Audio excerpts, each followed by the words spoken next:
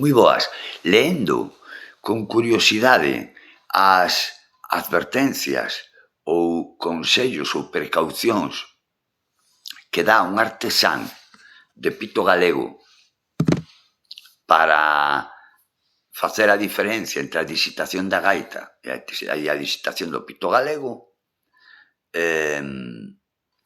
vou a intentar aclarar a miña forma de pensar.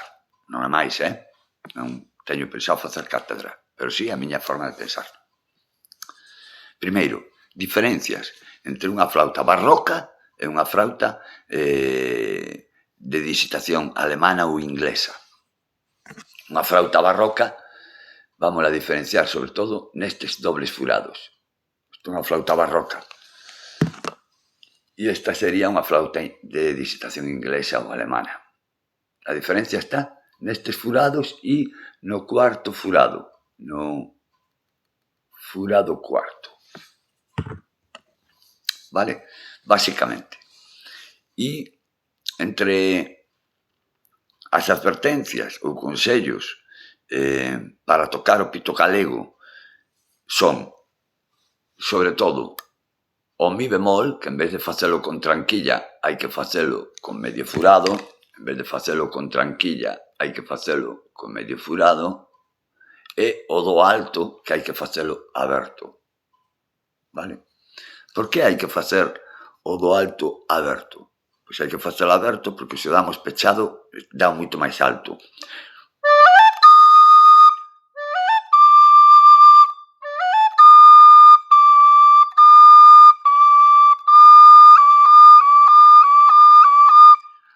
Está moito máis elevado, entón non nos afina, por iso nos aconsellan tocar en aberto.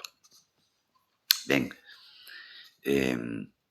na reflexión que fago, dende o meu punto de vista, teño escoitado algunhas veces que o pito galego é unha ferramenta tradicional e popular.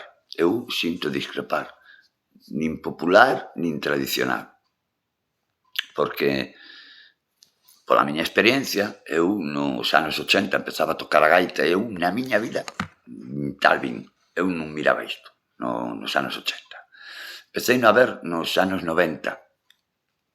Nos anos 90 empecei a ver, sobre todo nunha clase grupal, con moitísima xente, que daba Anxo Pintos na Escola San Francisco, aquí en Vigo, e tiña un mogollón de alumnos, e todos tiñan isto. Aí foi a primeira vez que o vin. E claro, con tantos alumnos de semellante mestre, pois espallados por aí, se foi vendo cada vez máis ata hoxe, que non hai un gaiteiro que non teña unha flauta rectificada. Bueno, e hoxe hai o auxe do pito galego, que está moi ben, me parece acojonante nos pitos galegos, pero debo diferir ou discrepar un pouquiño de que se teña que tocar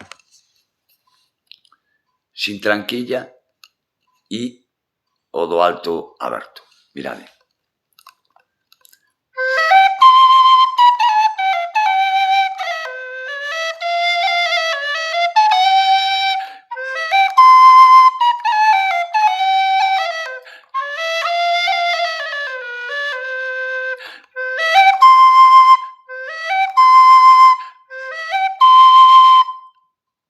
Non hai diferencia. Vale. Isto dá que pensar que se o artesán que fai o pito aconsella facer o do aberto e non pechado é precisamente porque dá o do desafinado. Entón, eu tamén podo chegar á conclusión de que hai un erro de fabricación. É dicir, si cando vas a dar o do alto, xo dá moi alto, ten que haber un erro de fabricación. Coño, Suso, como te atreves a tanto? Atrevo-me a tanto porque no meu pito non pasa iso.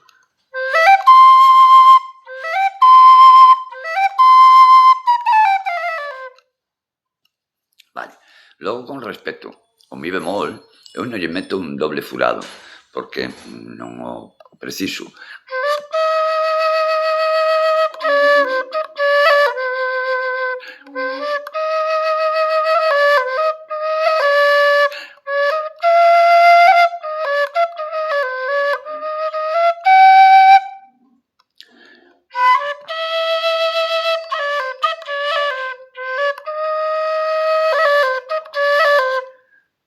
Simplemente o soluciono desa maneira. E hai outros gaiteros que solucionan así.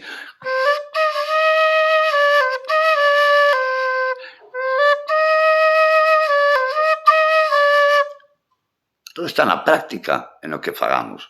Porque a gaita, dende logo, o que non ten é un doble furado. As gaitas non teñen un doble furado. Entón, se a gaita non ten un doble furado, o pito galego tampouco precisaría. Se o ten, é porque é unha copia adaptada de unha frauta barroca de toda a vida, que é o que ven sendo. Eu vexo así.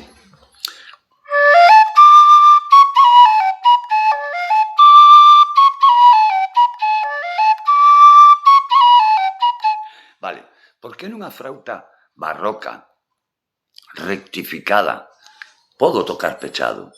Pois simplemente porque traballei o cónico. Utilicei o cónico da miña frauta para traballar tanto o cónico desta peza como o cónico de esta peza. Están traballados. Entonces, de esa maneira, conseguimos que poidamos tocar tamén pechado.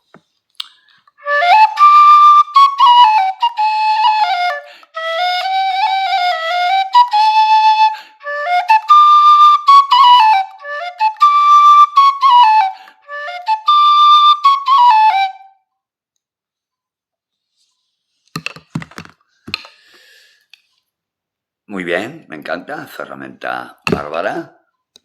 Pito galego, moi bien, me encanta, ferramenta bárbara, pero considero que os artesáns de pito galego, ou algúns artesáns, non quero dicir todos, o que fan é a copia do que aprenderon. É dicir, se eu vou á escola e me enseñan a facer un pito galego así, o fago así, teño os planos do pito galego e o fago así.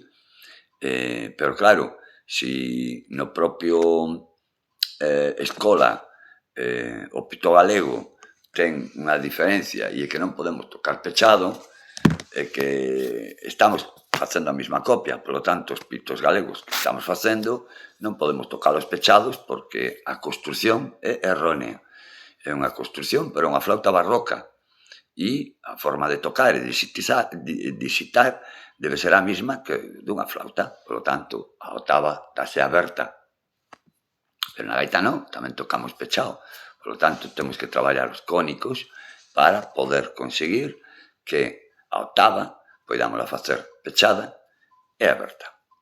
En fin, son reflexións moi personais, non insisto que non pretendo facer cátedra, pero é algo que estou observando.